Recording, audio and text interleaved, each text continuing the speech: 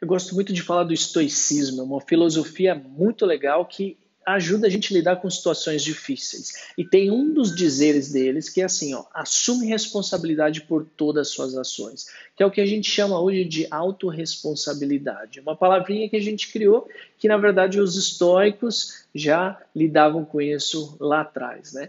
Então eu te desafio a pensar em algo que tenham feito com você, ok? Mesmo que injustamente, mas que você não tem uma responsabilidade do que você vai fazer com aquilo daqui para frente. Eu te desafio a pensar nisso e é nesse assunto que a gente vai entrar aqui hoje de autorresponsabilidade, de assumir as responsabilidades por todas as ações que acontecem com a gente. Ok? Para quem ainda não me conhece, muito prazer, eu sou o Diego Bella, sou fundador da rede de escolas de inglês Old Castle.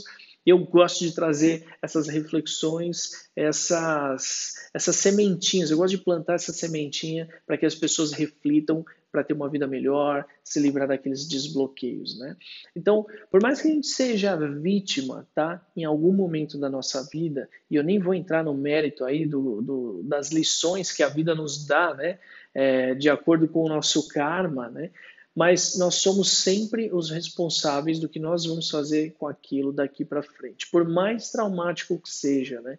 Se a gente alimentar esse fantasma aí do que aconteceu, normalmente a gente alimenta o quê?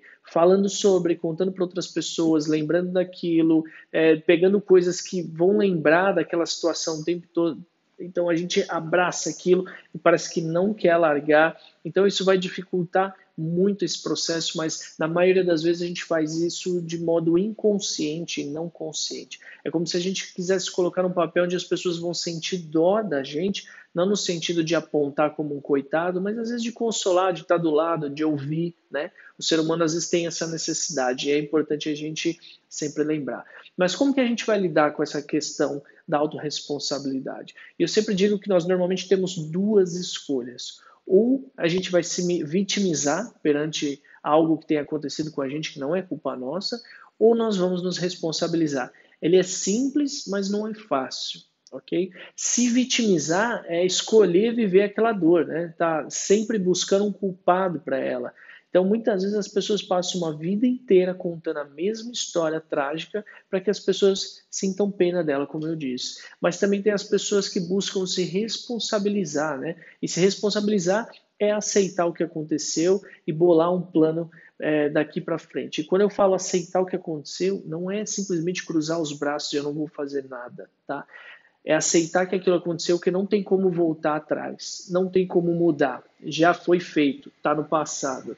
Então, o que eu vou fazer com isso daqui para frente? E eu sei que pode parecer muito frio, mas não é. Os estoicos tinham muito esse pensamento da autorresponsabilidade, não porque eles eram pessoas frias, mas é porque eles não deixavam se dominar pelas suas paixões, as suas emoções. Então, eles criavam forma de controlar as ações, as emoções, para não deixar chegar nesse estágio, tá?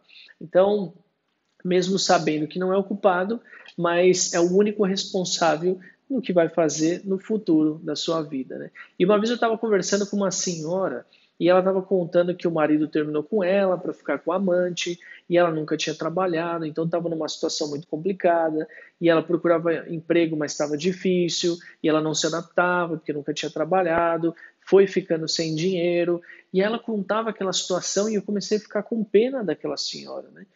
E aí eu fiz uma pergunta para ela, mas faz quanto tempo isso? Foi recente, né? Ela falou, não, faz 15 anos.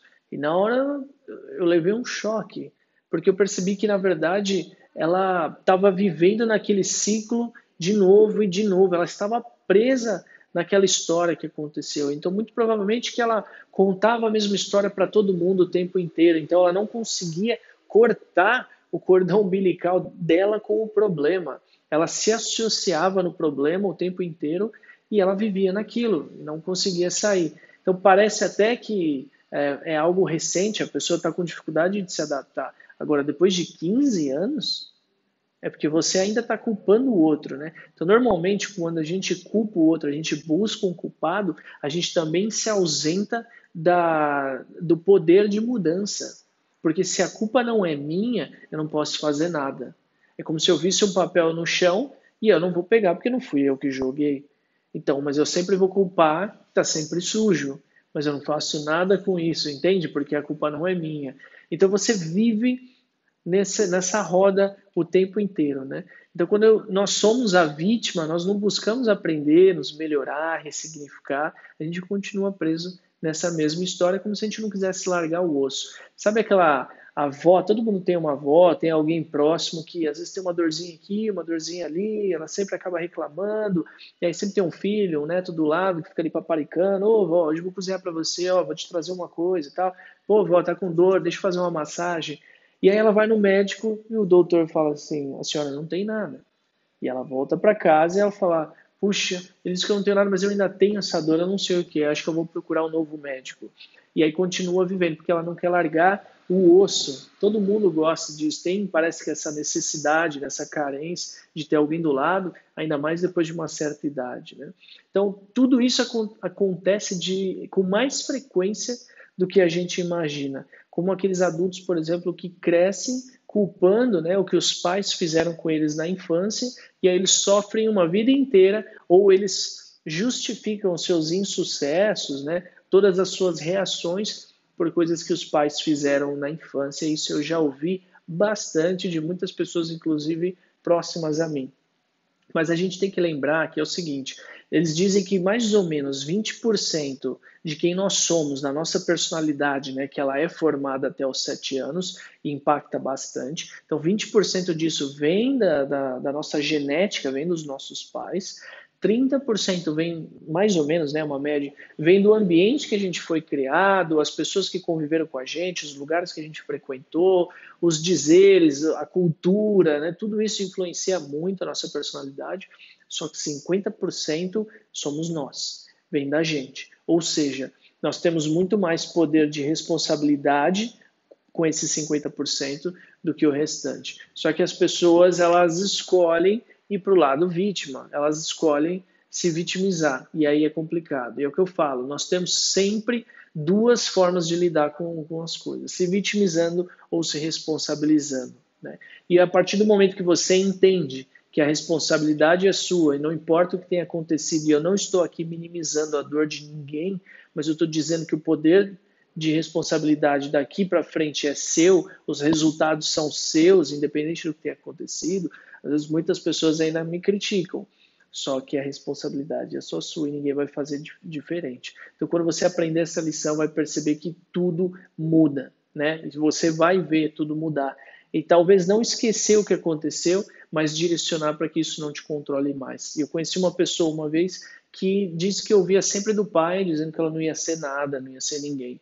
Então ela poderia ter crescido no papel de vítima, dizendo que, ah, meu Deus, né, justificando seu insucesso, sua falta de estudo ou a falta de realização, mas não, ela fez o contrário, ela se responsabilizou, procurou estudar mais, então ela também tinha uma questão que ela queria provar para ela e também para o pai, que ela iria ser alguém na vida, então ela transformou aquela dor em algo benéfico para ela, né? E a gente poderia entrar no mérito do que é bom e o que é ruim, né? Quando alguém faz alguma coisa ruim para a gente, mas a gente pega aquilo e transforma em algo bom para a gente, porque a gente aprendeu com aquela lição, né? É diferente. Então eu espero que isso tenha te ajudado de alguma forma. E se você conhece alguém que esteja passando por isso, nesse momento de negação, se vitimizando, manda esse vídeo aqui para ela também, que pode ajudar bastante, ok? Um grande abraço e até o próximo vídeo.